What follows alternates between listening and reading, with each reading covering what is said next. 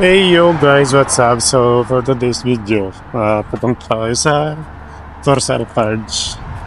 Dadalawin natin yung tapos magtitimba tayo ng kape, ng tsaa pala. So pag labas ko nga is napakakulimlim, alas 7 na ng umaga. Napakulimlim pa rin. Yung daan natin.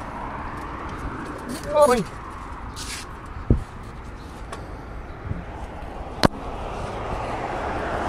Tara na. At pero bibili lang tayo ng sandwich dito, kakain tayo. And punta tayo sa store.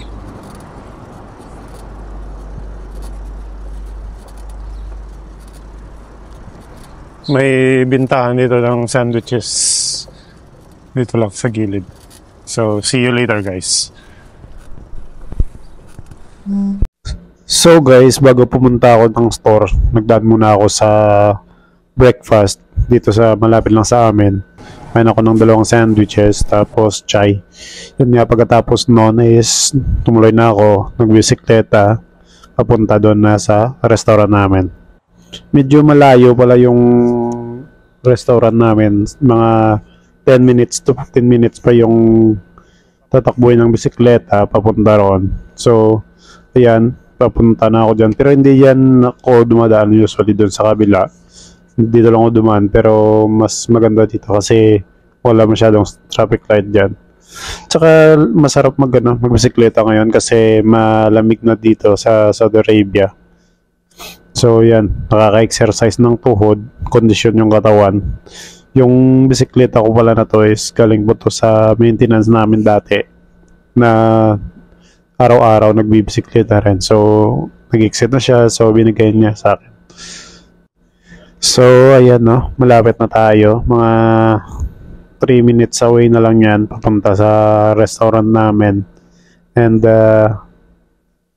malamig, nagulan yata kaninang umaga, so medyo kita nyo basa yung daanan, di ba?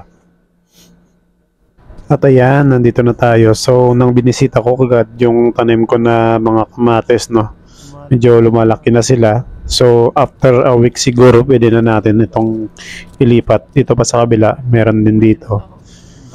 Yan, malaki na sila, no. So after mga 1 linggo na lang to siguro lalaki na to. And may nakita pala akong linta dyan, no. Yan. Pag gumapit sa'yo yan, Diyos ko. Ay, ewan ko na lang. Yan, no. Ano kayang tawag dyan, no? Diba? Linta yata yan, diba? Yan yung kamatis. Yan yata yung magka-problema yung mga pananim natin dito, eh. So, dito lang natin, guys, kung lalaki na yung mga yan. Dito pa rin yan, itatanim ko rin dito yan sa mga gilid-gilid dyan. So, ayan na guys. Yan, umuwi na ako. And may nagano pala sa akin dyan na lokal, no? Tinigilan ako. So, ginawa ko. Pinaano ko lang yung camera ko and then umalis na rin sila. Tsaka hindi na rin ako nila mano kasi marunong na rin ako mag-Arabic. So, wala na rin takot, no? Tsaka may Panginoon tayo na siyang nagliligtas sa atin at gumagabay sa atin sa araw-araw. So, yan, mag-iingat na lang tayo lagi sa araw-araw. Magpanalangin sa Diyos, magpasalamat sa mga bagay na ating tinatanggap. Ito ay mula sa Kanya. Maraming salamat sa buhay na Kanyang binigay sa atin, o Diyos. Yan. Tapos, nagpatuloy na ako papunta doon sa kabilang store. So, enjoy the rest of the views of Al-Kharj na lang, guys, na. Ayan, nandito na tayo. So, malapit na tayo sa kabilang store na dito ako nag-duty. May gagawin lang ako dito. So, yan, pumunta ako dyan. Mga malayo din yung tinakbo ko. So, si day off ko nung time na to and then may chance na maggala sa bisikleta lang, di ba? So at least ma-exercise yung katawan natin. Yan. So enjoy na lang ang rest ng videos natin, guys. And security purposes to. yung camera, hindi na para sa vlogging lang. Siyempre tayo ay vlogging na ba,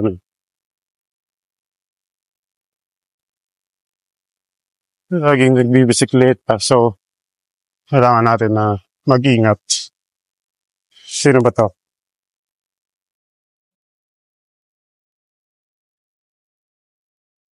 Dito tayo sa store natin, guys. May report ako na hindi kinuha. Hindi na gawa ng isang manager. So, kailangan natin So, ayun na guys, and tayo ay uuwi na. So, nakita nyo, iba yung pinapuntahan ko kanina, iba na rin yung uwian natin. So, ito yung daan patungo sa tirahan namin or sa villa namin. Dito ako dumadaan usually. Yan, medyo apahon din yan, pero kaya naman. Medyo malapit lang yan dito. 5 to 10 minutes lang yan na bike kung mabilis ka. So, yan lang guys, and see you. Hope you enjoyed the video, and don't forget to subscribe, like, and share. Thank you, and God bless.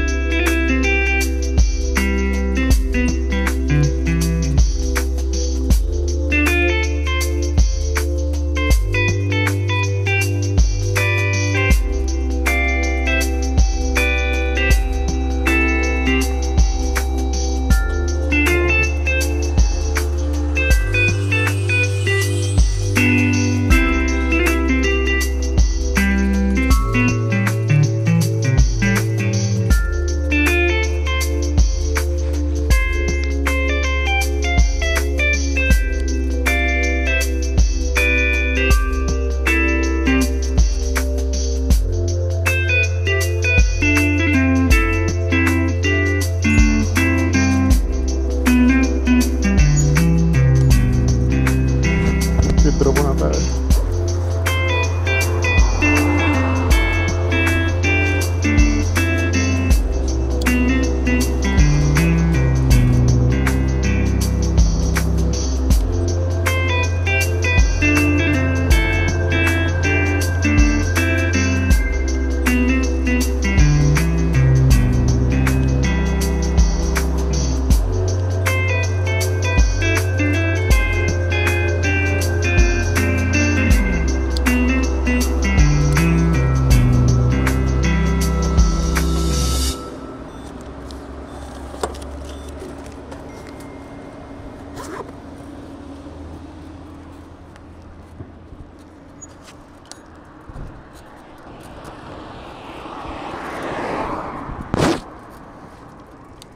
Tabunan.